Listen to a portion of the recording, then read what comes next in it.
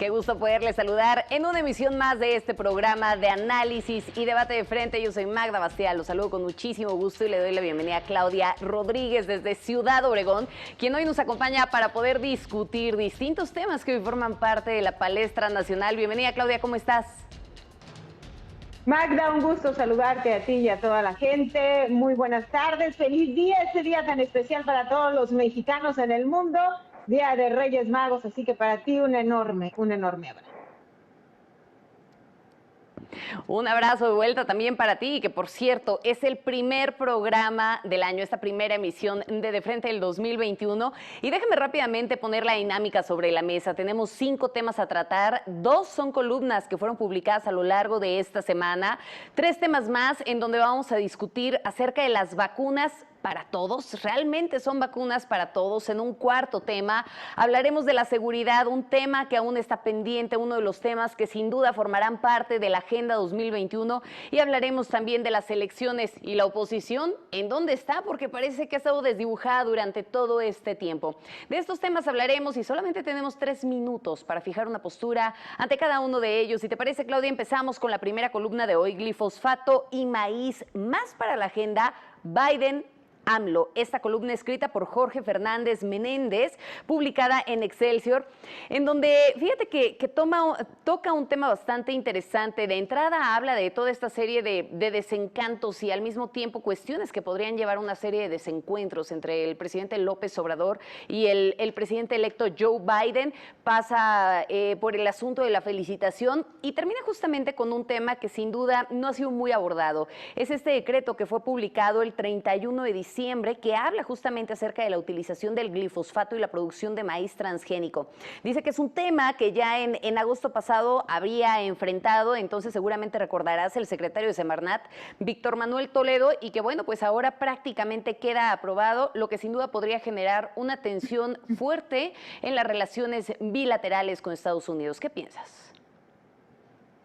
Bueno, primero presentar el panorama a la opinión pública, ¿no? El glifosato, viniendo yo de una zona del sur de Sonora, considerado en algún momento el granero de México, pues entonces podemos hablar un poquito abiertamente de este tema. El glifosato es un pesticida, pues es un plaguicida que se utiliza para la eliminación de la hierba, y así como se lleva la mala hierba, pues también se lleva la buena. Ese es uno de los puntos. Ahora, analizando y estudiando todo este tema, nos dimos cuenta que no es un tema nuevo, es un tema claro, es un decreto, bien lo dices tú, de este 31 de diciembre, emitido por el presidente de la República, que enmarca que para el 2024 la utilización del glifosato debe de terminar en toda la República Mexicana. No es un tema propiamente del norte, es más bien del sureste mexicano, quienes se deben de preocupar más, porque prácticamente el 50% de los cultivos en el sureste mexicano son utilizados por este químico que, por cierto, no ha sido eliminado en todo el mundo. El único país que lo ha eliminado es Australia,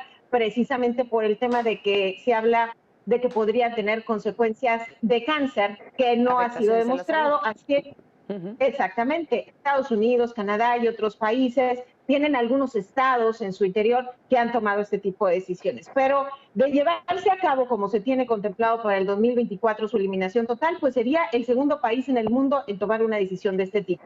Creo que en este tema hay mucho que platicar y que analizar, pero desde el punto de vista científico. ¿Por qué? Porque aquí viene un estudio precisamente que están desarrollando aquí mismo en esta columna de Jorge Fernández, es de Jalisco, pero yo me voy a retomar a lo que yo sé aquí en el sur de Sonora, en donde desde los años 90 se han estado haciendo estudios, no necesariamente de este químico, pero sí de otros más, porque donde su servidora vive es considerado el Valle de la Muerte por los altos niveles de cáncer que hay, sobre todo cáncer de leucemia, en donde desde 1992 un estudio de una de las universidades locales ha determinado que hay residuos de químicos en la leche materna. Entonces, para que nos demos cuenta de la problemática que representa la utilización de productos no controlados. Pero esto es para las personas Esto es para las personas que están manejando directamente el químico, ¿no, Claudia? Porque leyendo también parte de los estudios que hacían algunos especialistas recientemente, hoy, por ejemplo, había una nota bastante interesante publicada en El Financiero, en donde comentaban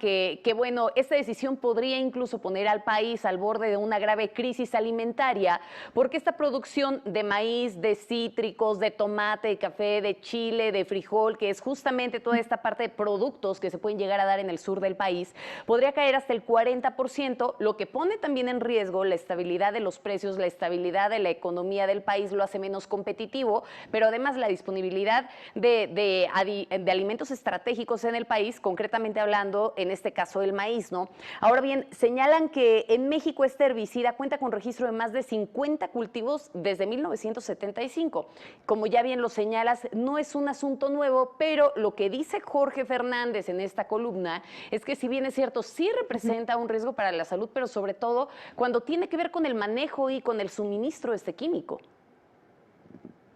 Claro, sí estoy de acuerdo. De hecho, al final maneja uno de los puntos que se me hace sumamente interesante cuando él dice, bueno, en Colombia, por ejemplo, se utilizó este herbicida para la eliminación de la marihuana cuando se da toda esta transformación a través de los acuerdos de las FARC, etcétera, etcétera, y que resulta que después de que se decide que no se utilice este tipo químico, pues se tiene que ir a mano trabajando por parte de los grupos armados, que eso pondría en peligro, obviamente, una situación también aquí en México. Claro, todavía estamos con el asunto si se va a hacer legal o no la marihuana, que ese sería otro tema, pero creo que hay un dato sumamente importante. Si se eliminara de tajo, digamos, la utilización de este producto, entonces creo que sí nos pondría en jaque bajo las condiciones, ¿no?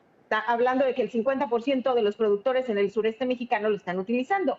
Pero si estamos hablando que es de aquí al 2024, creo que las grandes compañías tienen una excelente oportunidad para poner entonces un nuevo producto en la mesa y empezar a utilizarlo, y entonces sí enmarcar la diferencia. Creo que el punto distinto a lo que hemos visto entre las reacciones del gobierno de la 4T, en el que todo se hace así, como el outsourcing y otras cosas que dicen, se elimina de tajo por problema de corrupción o otro más. En este caso, exacto, es un 2024, y vamos a ver hasta esas fechas qué es lo que sucede. Me parece que le acabas de dar al clavo, Claudia. Justamente es el estilo de hacerlo del gobierno federal, ¿no? Sabes que tenemos un problema, entonces, ¿por qué darnos a la tarea de trabajar más, de estar verificando, de estar regulando? Lo elimino y se acaba el problema, ¿no?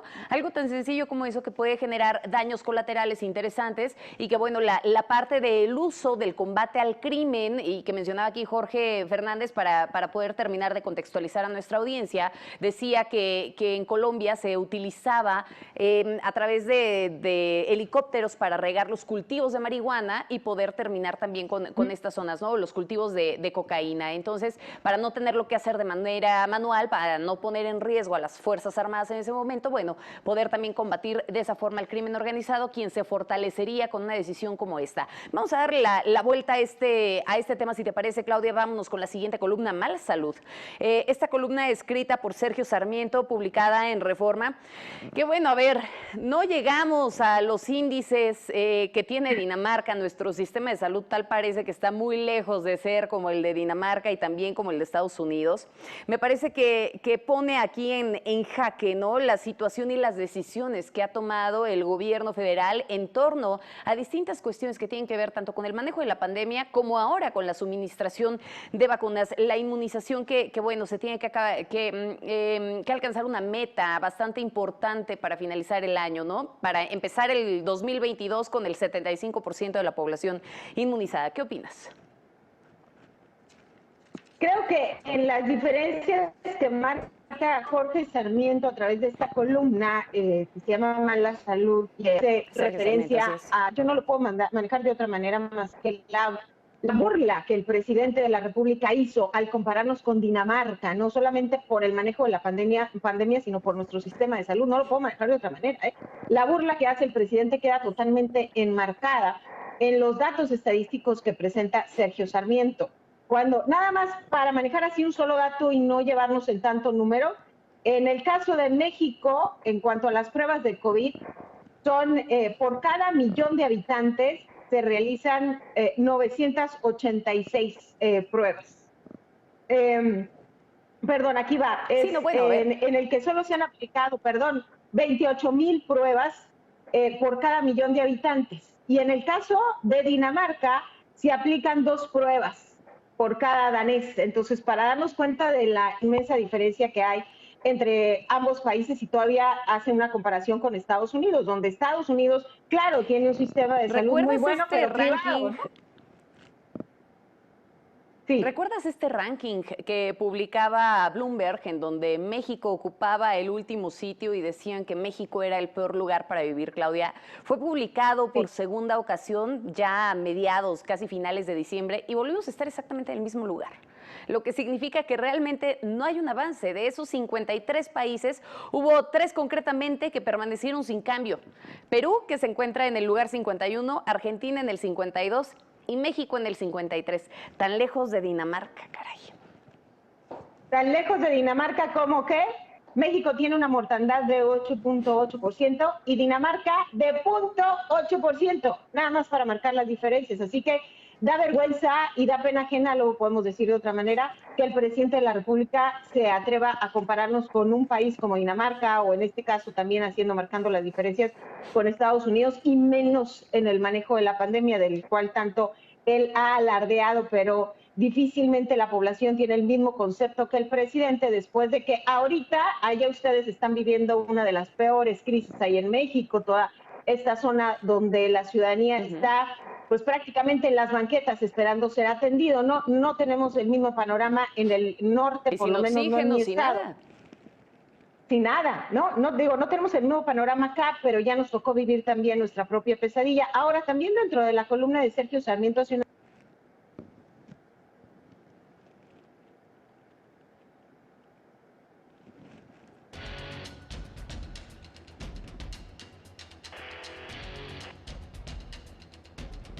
Vamos a tratar de retomar la comunicación con Claudia. Tuvimos ahí una falla, le pedimos una disculpa, pero sin duda parte de lo que menciona Claudia es fundamental, ¿no? La serie de contrastes que se pueden llegar a registrar en este momento en diversas partes del país. En el centro del país, en donde estamos presentando un alto nivel de contagios, en donde nos encontramos en ese momento en semáforo en rojo. En algunos otros estados en donde sin duda la situación pinta un tanto distinta, pero aquí el verdadero asunto es que cada una de las entidades ha tomado decisiones distintas para poder manejar la pandemia y pareciera de pronto que pesa más el costo político que se puede llegar a tener que el costo de las vidas en sí misma. Claudia, ya te retomamos. Aquí estoy, disculpen. Esto de la tecnología de pronto nos falla. Bueno, darle a conocer también en este tema cómo la utilización de los militares, pues, y nada más quiero hacer un análisis contextualizando este tipo para el asunto de la vacunación, de la forma en cual se está manejando en México, muy diferente al resto del mundo, nada más aquí nuestro vecino país que decide utilizar a una compañía privada para hacer todo el manejo y la movilización del proceso de vacunación. Y aquí nos queda claro que el único sistema al que le confía el presidente de la República son a los militares. Ahorita vamos a tratar el tema de seguridad, creo que va también muy ligado con este asunto, pero el hecho de que se esté manejando exclusivamente a las Fuerzas Armadas, queda claro que el presidente no confía ni en su propia sombra, pues entonces le entrega todo este proceso de vacunación a los militares. Y vamos a ver cómo nos toca, vamos a ver si van a lograr entonces cumplir con la confianza, no solamente de la ciudadanía, sino hasta del mismo presidente. Déjame retomar algo que dices, porque si no confía ni siquiera en su propia sombra, tiene que confiar en el ejército, porque ese respaldo es el que le cuenta bastante para que las cosas no salgan de control. Y cierro nada más con una cita que hace aquí Sergio Sarmiento. Dice que no tenemos un sistema de salud como el de Dinamarca ni el de Estados Unidos. El actual gobierno sí heredó un mal sistema de salud, eso es cierto, pero ha hecho todo lo posible por deteriorarlo, y esa es la parte verdaderamente preocupante. Todo esto nos liga al siguiente asunto, al tercer tema, las vacunas realmente van a ser para todos. A ver, pasó un año de pruebas, finalmente el mundo ya cuenta con vacunas seguras, efectivas contra el COVID-19, por lo menos efectivas de acuerdo a lo que nos han comentado y con base en todos estos estudios científicos. Se comienza ya con un plan de vacunación en nuestro país, pero pues de pronto parece que se han creado falsas expectativas en torno a la vacunación en México, pese a que somos el país número 13 con número de aplicación de vacunas, con acceso a una vacuna. Fíjate que en este sentido, yo creo que primero tenemos que ponerle en contexto a la población. La meta inicial es del 20%, ¿no? Para vacunar al 20% de la población, y los datos estadísticos del gobierno dicen que con eso vamos a lograr disminuir la mortalidad en un 80%. Yo creo que es un dato que la población debe de tomar en cuenta. Y bueno, otro dato que el día de ayer ya sabemos que fue aprobada la segunda vacuna para el COVID aquí en México, la de AstraZeneca, y que con esto ya se habla que se den al país 77.4 millones de dosis en un lapso de marzo a agosto. Los números ahí están, las cifras son importantes que la población las vaya retomando, porque al final del día eso es lo que nos va a decir, ups, no lo logramos, o sí, efectivamente se logró como pensaba. Ahora, no, yo creo que cuando googleé esto me di cuenta que la población tiene interés en el tema porque está viralizado 128. ¿Cuántos somos en México? Decía. Alrededor de 126 millones de habitantes, de acuerdo al último corte que hacía el INEGI en ese sentido. Ok, ya, el que me salió a mí fueron 128 millones de habitantes, entonces, bueno, por ahí vamos en este sentido. Ahora, quiere decir que la población va sacando sus cálculos dependiendo de los números que nos da el presidente. Claro que el presidente se ha equivocado bastante y ha sido sujeto de memes y todo este tipo de cosas a raíz de que no maneja los números de manera adecuada. Preferimos que él no nos los diga, pues que nos los digan otras de las autoridades para poder saber exactamente si nos va a tocar a todos o no.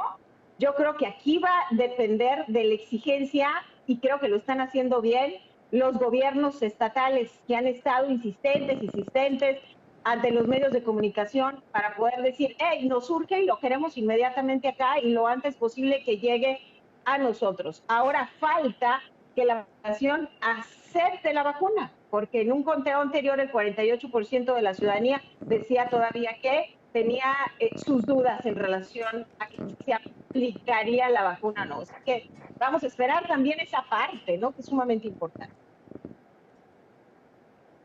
Fíjate que aquí llama la atención porque verdaderamente no se ha querido sumar a este proyecto de vacunación a la iniciativa privada, ¿no? Por el otro lado mencionabas lo de la presión de los gobernadores, y aquí vale la pena hacer énfasis en algo. Discutiendo y entrevistando a distintos analistas y especialistas en estos temas nos decían, el verdadero problema es que no hay una autorización en este momento a nivel mundial para que se pueda comercializar la vacuna. Hay una autorización que es el uso de emergencia y que finalmente recae esta disposición en los distintos gobiernos, ¿no? En los distintos gobiernos de Estado. Estamos hablando de los diferentes países, los gobiernos federales, por así decirlo. Y bueno, esa es la razón por la que han terminado de centralizarlo. Sin embargo, vemos también que hay otros países en donde sí han sumado a la iniciativa privada. Si bien es cierto, la vacuna no se está comercializando, sí están buscando la manera en la que se pueda llevar a cabo una distribución más ágil para poder inmunizar de una forma más rápida, más acelerada a la población. Ahora, aquí también lo que llama la atención y parte de las cosas que no se han dicho, pues son los puntos sobre las IES, ¿no? Realmente qué tipos de vacunas se van a comprar. Anunciaron ciertos tipos, muchas de estas vacunas que todavía están en fase experimental. Y llamaba la atención algo que mencionaba Animal Político recientemente, y decía que los acuerdos firmados entre el gobierno de México y 3 de las farmacéuticas que van a proveer al país estas vacunas contra el coronavirus están clasificadas ya como información confidencial. Es decir, no se permite, no se hace público absolutamente ningún dato sobre los acuerdos, sobre los convenios que se están llevando a cabo con estas empresas. Y bueno, esta situación puede causar el daño en la obtención de la vacuna para atender a la población de la República Mexicana. Está interesante el tema, Claudia. Valdría la pena que se le pueda echar un ojo ahí, el hecho de que se esté reservando, porque México no es el único país que está reservando este tipo de información. Es una situación general y sí creo que se siguen generando falsas expectativas en torno a la vacuna contra el COVID-19 y difícilmente veremos este 70% de la población ya inmunizado en un corto plazo. Hablemos de la seguridad. Ya anticipamos anticipabas esta parte, la seguridad es un tema, sí, te escucho. Antes de pasar al tema de la seguridad, nada más algo sumamente importante. Yo sé que ahorita vamos a tratar el asunto de lo que viene en materia electoral, pero no podemos desvincular el tema vacunación con las elecciones, porque si decimos vacuna para todos y en orden y bajo bajo el orden que determinó el gobierno, ¿no? Que es primero el sistema de salud, luego las personas de la tercera edad, etcétera, etcétera. Yo creo que no va a ser así. Conociendo México, no va a ser así definitivamente. Va a estar la clase política inmersa a esto. Creo que se va a utilizar políticamente el proceso de vacunación, pero bueno, ya lo estaremos viendo en los próximos meses, por desgracia, seguramente. Bueno, a ver, es que somos el único país que hace toda una parafernalia nada más para recibir el primer lote de vacunas. No digo nada más para ponerlo sobre la mesa. Ahora sí, hablemos de seguridad. La violencia en México no cede pese al despliegue de casi 100,000 elementos de la Guardia Nacional, la desmovilización social por este confinamiento y seguimos con altos índices de violencia, con un número de homicidios que bueno, cada vez parece que seguimos superando al año anterior y al anterior y al anterior. Parece competencia, 34.523 asesinatos en el 2020, evidentemente más alto que el anterior. Y si la población está considerando, bueno, ¿y la Guardia Nacional qué fue lo que sucedió? Para darnos cuenta de que el resultado de la Guardia Nacional, pues prácticamente no lo captó la población. El dato oficial de la Secretaría de Seguridad y Protección Ciudadana es que se registró una disminución, ahí le va el porcentaje, de 0.4% menos en materia de homicidios 2019-2020. Entonces, todo este proyecto de la Guardia Nacional, pues todavía no logramos entenderlo perfectamente bien. Ahora, si marcamos un 2020... Pero dicen que está sirviendo para contener. Contener el 0.4%, si comparamos 2019-2020. 0.4%. Eso logró la Guardia Nacional en su primer año al 100% de trabajo, ¿no? Si lo podemos considerar. Ahora, ¿de cuántos elementos estamos hablando? ¿Cuánto nos estará costando? Pues tendríamos que hacer otros cálculos, pero por lo pronto son 83.445 elementos de la Guardia Nacional, más otros 30.865 de la Marina, que son los que están en estos momentos en efectivo. En total, ¿sabes cuántos son ya, haciendo la totalidad? 210.441 elementos que en este 2020 sirvieron, como dices tú, para contener el 0.4% en asesinatos. De ese tamaño es la deuda que tiene este gobierno en materia de seguridad. Y ¿sabes qué, Claudia? Que de pronto dejamos de lado elementos que han sucedido, que sucedieron de forma impactante en el 2020 y que vale la pena también traerlos a cuento porque no se puede olvidar lo que está sucediendo en los últimos años de administración y esto vale la pena para hacerlo como a manera de balance. A ver, el 18 de diciembre, recientemente de los casos más escandalosos, más sonados, el asesinato del exgobernador de Jalisco, Aristóteles Sandoval. Previo al crimen de Sandoval, también 3 alcaldes en funciones habían sido asesinados a lo largo del año en el país. Seguramente recordarás el asesinato de la presidenta municipal de Jamapa en Veracruz, un caso que también fue sumamente sonado. En el 2020 también fue un año con la mayor cantidad de asesinatos de policías en el país, esto de acuerdo con el recuento de la organización Causa en Común, y seguimos sin querer fortalecer a las policías municipales, que son las policías de contacto directo con el ciudadano. Por el otro lado, también vimos los ataques contra las fuerzas del orden, en donde se destaca el atentado contra Omar García Harfuch, el secretario de Seguridad de la Ciudad de México. Y no podemos dejar de lado también ataques a empresarios, como el caso de Felipe Tomé, mujeres asesinadas, todo este número de feminicidios, periodistas asesinados, 6 según el recuento de artículo 21, 1,117 menores asesinados en el 2020. Y la lista es larga, Claudia, y de todo esto pues poco se dice, ¿no? Se presentan cifras, pero ¿y hasta cuándo? Y podríamos irnos a los años anteriores y las masacres y la solución. Fíjate, hablando de ese tema, es imposible dejar de lado el asunto de la política, y menos para el Estado de Sonora. El Estado de Sonora, en donde, como la población ya sabe, pues en el caso de Morena, el candidato, o bueno, en estos momentos como precandidato, ¿no? Para observar muy bien la plataforma y las fechas que estamos en estos momentos, pues es Alfonso Durazo, que su carta de presentación es lo realizado pues en materia de seguridad pública a nivel nacional. Y ahí es cuando no logramos entender y las cosas como que no nos van encajando. Sí entendemos que es muy poco tiempo de un 2018 a la fecha, la llegada de Andrés Manuel López Obrador y todo este sistema que él llamado la 4T, etcétera, etcétera, ¿no?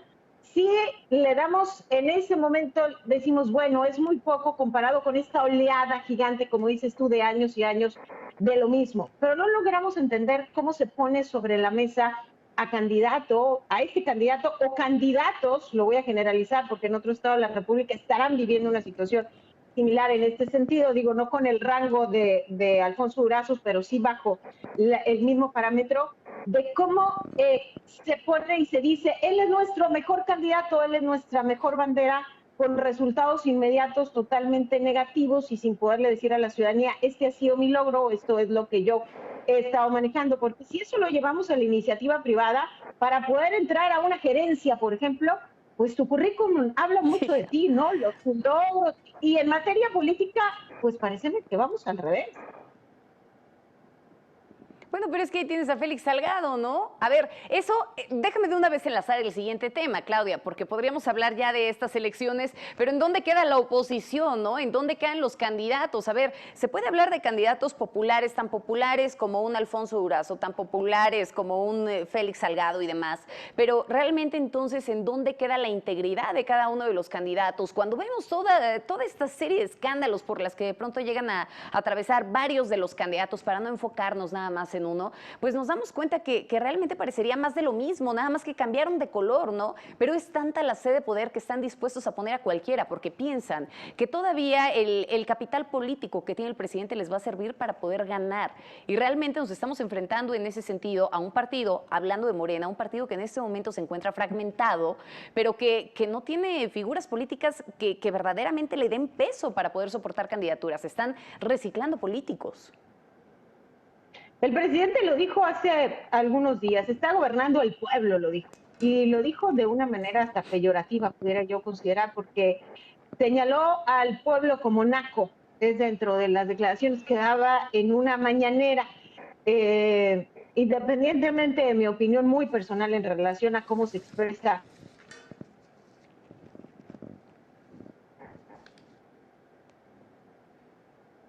Se nos fue Claudia, caray, justo cuando estaba... ¿Te tenemos, Claudia, otra vez? Te perdimos ahí a la mitad del comentario. A ver, ya estoy de regreso. Vamos bien, entonces. ¿Ya me escuchas, Magda? Ya estás. Te escucho perfectamente. Muy bien.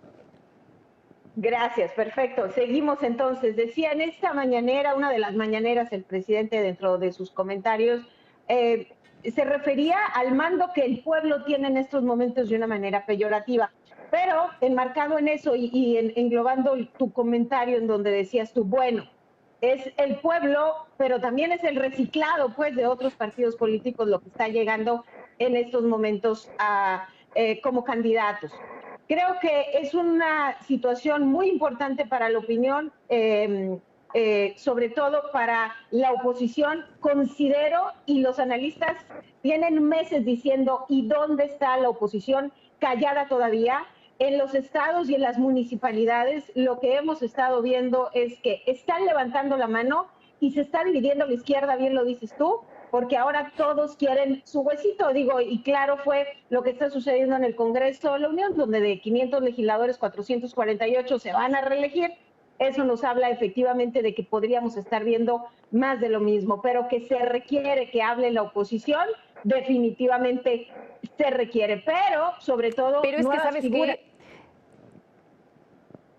¿sabes qué, Claudia? Yo creo que el tema es más profundo. Sí ha hablado la oposición y el ejemplo tenemos en este momento a la Alianza Federalista, que están tratando de alguna o de otra forma el generar ciertos contrapesos, ¿no? El poder hacer un llamado incluso con esta alianza ahora del PRI, del PAN y del PRD para poder generar de alguna o de otra forma el contrapeso necesario para ganar un mayor número de curules en los congresos, tanto en los locales como en el federal. Pero aquí el verdadero problema es que siguen sin hablarle al grueso de la población. Le le hablan solamente a cierto grupo, no han logrado cambiar el discurso y eso es lo que sí ha logrado pues este tipo de gobiernos, ¿no? Y lo decían hace un momento Para Opinar, este tipo de gobiernos populistas, ¿no? Terminan cooptando realmente al grueso de la población, pero seguimos sin que verdaderamente esa oposición le esté hablando al grueso de la población para enganchar con ella, y eso es lo que está haciendo falta para este tipo de liderazgos. Totalmente de acuerdo. Necesitamos imágenes nuevas. Eso es lo que hace falta porque los partidos de oposición en estos momentos traen los mismos personajes por los cuales en un 2018 marcaron y dijeron ya no queremos más de eso. Vamos a ver qué es lo que sucede en este 2021, man.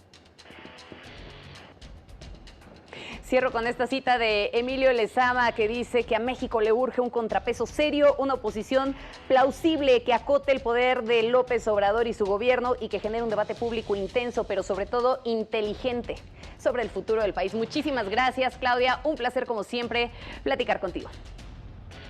Igualmente, Magda, muchísimas gracias. Muy buenas tardes a todos.